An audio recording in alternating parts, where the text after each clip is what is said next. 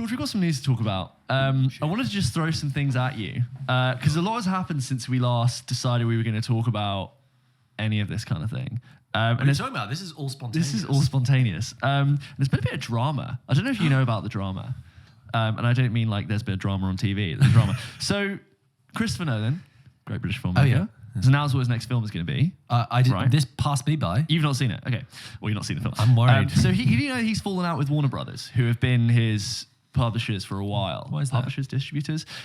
Because they had a big deal about Warner Brothers wanting to release all their films day and date on HBO Max. Right. And Nolan wanted nothing to do with it.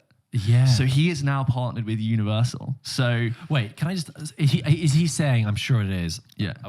That he doesn't want it to be released day and date because he believes the films belong on the big screen. Probably do not belong. I don't have an exact quote, but I can imagine that. Did you not call him before we did this feature? I didn't text him and go, "What was that? Give me the scoop." Go. But yeah, WB's decision to release movies day and date in theaters and HBO Max. Nolan and a couple of other filmmakers very publicly were like, "I don't want to do." And they're this. going to release them at the same time on both platforms. And I imagine there not was even a window, not even a theatrical window. I'm not sure. I think day and date at the same time. Crikey. And from what I've heard, there were issues over the release of Tenet in this last year. Right. Nolan probably insisting, like, I've gone through the pain of shooting this thing on 70mm. Yeah. I want to put it out in cinema. And WB probably like, we're just burning money, not releasing it. So that was probably an issue. Apparently, I like this. Nolan is targeting a smaller $100 million budget for his next film. Oh, Isn't that nice? An indie film. An indie film. I'd say probably his other films are like 200, 250 mil before marketing. And he's apparently considered that smaller scale compared to his other projects. But apparently Nolan requested, so he shopped around to all the distributors. So HBO, Apple, all of them. And apparently his demands were an equal marketing budget, right? As well as total creative control, 20% of first dollar gross, and a blackout period from which the studio would not release another movie 3 weeks before or 3 weeks after. And then he wanted a 100-day theatrical window. For example, or a bit of context, Shang-Chi that just came out from Marvel had a 45-day theatrical window. So it's like, who wants to back Nolan in the cinema full on? Wow. But I'd say if anyone can get bums on seats in the cinema, it's probably Nolan. But yeah, the film, World War II, and it's about J. Robert Oppenheimer, who is the guy, key figure in the Manhattan Project, called the father of the atomic bomb. Yeah. Does that do anything for you? Nolan, big. Atomic bombs, big. Atomic explosions, even bigger. Cillian Murphy apparently tipped to play Oppenheimer, who's worked with quite a few times before. Interesting. Yeah. I don't know what Oppenheimer looks like. I don't think I've ever seen him depicted. No.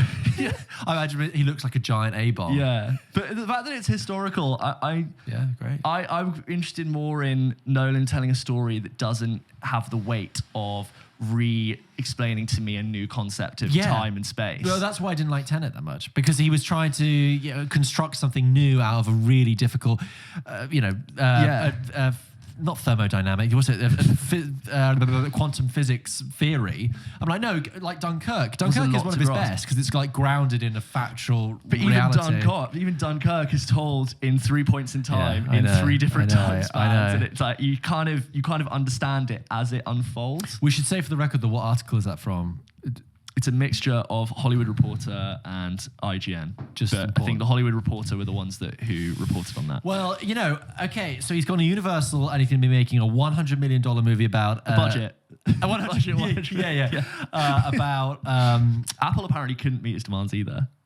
Because they were like, control. Okay, it's going to be set in the 40s, but he has to use an iPhone. yeah. No. And he discovers the atomic bomb on his new iPad. Yeah.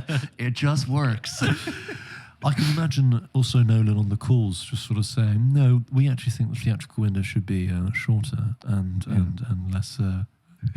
That was great.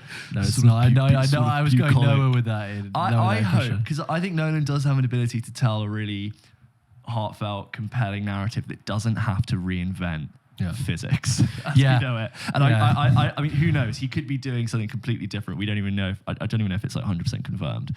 But I'm interested to see him do something. Yeah. I don't want to say like smaller scale because atomic bomb sounds big, but smaller scale on paper. Yeah. Let's you know what? Good luck to him on this little indie film. When's that coming out? Anticipated. I didn't. Again, he didn't text me back. So yeah.